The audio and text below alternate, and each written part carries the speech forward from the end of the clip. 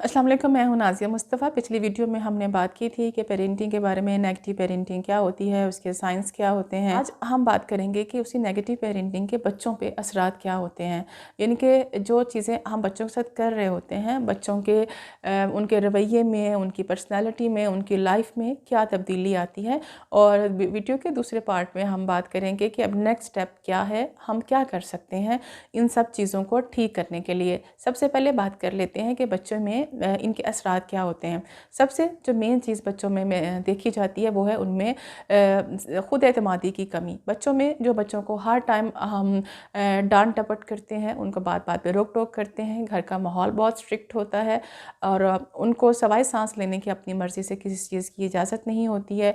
और ये सब चीज़ें जो हैं बच्चों में ख़ुद एतमादी की जो है वो कमी का बायस बनती हैं। जब बच्चे में ख़ुद एतमादी नहीं होगी, वो अपनी ज़िंदगी में कोई भी फ़ैसले करने का उसमें एतमाद नहीं होगा, क्योंकि शुरू से ही उसके वालिदैन ने तो हमेशा ये उसको सिखाया है कि आप बच्चे हो, आपको कुछ करना नहीं है, सब फ़ैसले आपके वालिदैन लेंगे।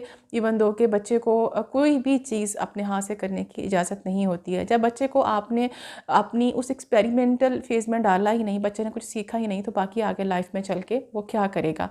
दूसरा इसका जो असर होता है वो बच्चों में बहुत ज़्यादा एग्रेशन पाया जाता है।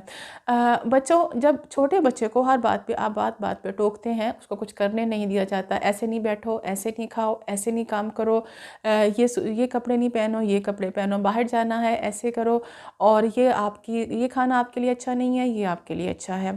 तो हर पेरेंट्स के कह रहा होता है हम बच्चे के भले के लिए बात करें, लेकिन सब टाइम हम इतने ओवर प्रोटेक्टिव हो जाते हैं कि हमें पता ही नहीं चलता कि एक पॉजिटिव पेरेंटिंग से नेगेटिव पेरेंटिंग की तरफ जाते हुए सिर्फ बारीक सा फासला, एक बारीक सी लाइन होती है जो हम क्रॉस कर जाते हैं और उसके नेगेटिव असरात आना शुरू हो जाते हैं, जो गो के हमारी इंटेंशंस नेगेटिव नहीं होती है। एज अ पेरेंट हम उनको पॉजिटिव ही रखना चाहते हैं, लेकिन ओवर प्रोटेक्टिव बाज़ बच्चे के रवैये में वो चिड़चिड़ापन ले आता है कि उसको बात बात पर टोका जाता है। ये चीज़ें जो हैं ये बच्चे में एग्रेशन पैदा करती हैं, और वो अपना ये एग्रेशन जब स्कूल में जाता है तो दूसरे बच्चों पे निकालने की कोशिश करता है। टीचर्स की भी बात नहीं माननी, उनकी रिस्पेक्ट भी नहीं करनी है, अपनी मर्ज़ी से ही क्लास में बैठना है। टीचर ने किसी बात से मना कर दिया तो रोना चीखना चिल्लाना शुरू कर दिया है।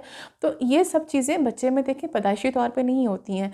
हम समझते हैं कि देखें पता नहीं ये मेरा बच्चा इतना बदतमीज़ क्यों हो गया है, बात नहीं मानता, माँ की भी बात नहीं मानता, टीचर्स की भी बात नहीं मानता है, मैंने तो बड़े अच्छे से तरबियत की थी, मैंने तो इसका बड़ा अच्छा ख्याल रखा था, इसकी हमेशा इतनी केयर की है। लेकिन हम ये नहीं समझ रहे होते कि हमसे गलती कहाँ पे हो गई है। हम ओवर प्रोटेक्टिव हो जाते हैं। बच्चों को थोड़ा सा सीखने के अमल में से भी गुजारना चाहिए, उनको खुद पे भी फ़ैसला छोड़ना चाहिए। इसमें कोई हाँ, उन पे नज़र रखें, आप उनको फ़ैसला करने दें, जैसे कुछ गलत होने लगे उनको संभाल लें।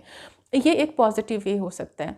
अच्छा, इसके हम नेगेटिव असरात की बात कर रहे थे। हमने बात की कि बच्चों में खुद एतमादी की कमी हो जाती है, एग्रेशन आता है, और इसके अलावा बच्चा जो है वो अपनी जो सोशल रिलेशनशिप होता है, जहाँ लोगों से मिलना जुलना जो होता है, वो किसी दोस्त बनाने में, नए दोस्त बनाने में, नए मेल जोल करने में बच्चों को मुश्किलात पैदा होती है। क्योंकि जब वो छोटे होते हैं, ख़ास तौर पे 6-7 साल तक, तो हम उनको ये सिखाते हैं कि नहीं इसके दोस्ती नहीं करनी, ये अच्छा नहीं है, इससे दोस्ती नहीं करनी, ये अच्छी नहीं है, बाहर के लोग अच्छे नहीं हैं। अपनी तरफ से तो बच्चे को ये समझा रहे होते हैं या उसको प्रोटेक्ट कर रहे होते हैं, लेकिन वो चीज़ बच्चा जिस एंगल से उसको ले रहा होता है वो फिर ये समझना शुरू कर देता है कि शायद बाहर कोई भी ठीक नहीं है। हम बच्चों को उस फेज़ में ढालते ही नहीं है कि जिसको वो एक्सपेरिमेंट कर सके कि ख़ुद दोस्त कैसे बनाते हैं। और जब वो इसीलिए जब वो क्लास में जाता है या अपनी जो टाउन में रहता है, जो आसपास के लोग होते हैं, वो जब बाहर जाएगा तो थोड़ी झिझक महसूस करेगा नए बच्चों से बात करने में, उनको फ्रेंडशिप करने में, हैंडशेक करने में, हेलो हाय करने में।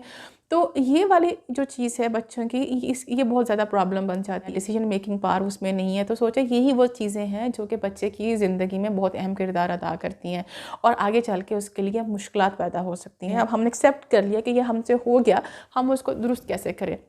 उसके लिए सबसे पहले तो आपको ये करना चाहिए कि आप अपने घर से ही ये अमल शुरू कर सकते हैं। आपको इनिशियली ही किसी थेरेपिस्ट के पास जाने की ज़रूरत नहीं है।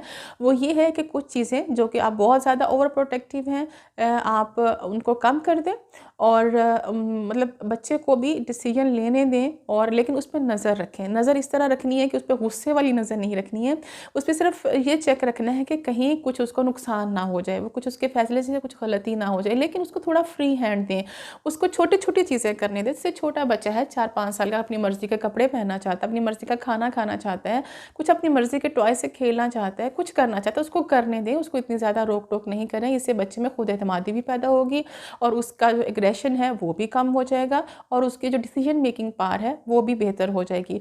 और फिर आप जो आसपास के लोग हैं या आपकी फैमिली में आप लोग बच्चों को ज़्यादा से ज़्यादा लेके जाएं, उनको पता चले कि किस तरह से सोशलाइज करते हैं, किस तरह से फ्रेंडशिप होती है, दोस्ती कैसे करते हैं, बच्चों को मेल जोल करने दें। अगर आपका बच्चा थोड़ा सा शाय फील करता है नए लोगों से मिलने में, उसकी हेल्प करें, उसको खुद थोड़ा सा इंट्रोड्यूस करवाएं, तो आहिस्ता आहिस्ता बच्चे ये काम करना सीख जाएंगे। ये आपके वालिदैन ने जो आपकी तरबियत की है, समटाइम हम उसका जो है वो रिफ्लेक्शन भी होते हैं। मतलब जो अगर मिसाल के तौर पे अगर मेरे वालिदैन ने मुझे बचपन में बहुत ज़्यादा डांट डपट की, मारपीट की, या बहुत ज़्यादा घर का माहौल सख्त था, तो मैं बाज़ क्या करते हैं उसी को ही कॉपी करना शुरू कर देते हैं कि हमारे साथ ये था तो हम आगे अपने बच्चों के साथ भी ऐसे करेंगे। दूसरे फिर वो वालिदैन भी होते हैं जिनके साथ बचपन में उनकी तरबियत तो स्ट्रिक्ट माहौल में हुई होती है, लेकिन आगे वो बहुत ज़्यादा लीनियंट हो जाते हैं, और वो इतने लीनियंट हो जाते हैं कि वो जो बैलेंस होता है एक नॉर्मल पेरेंट का, जो ना बहुत ज़्यादा स्ट्रिक्ट होते हैं और ना बहुत ज़्यादा लीनियंट होते हैं, वो बैलेंस अपना डिस्टर्ब कर बैठते हैं।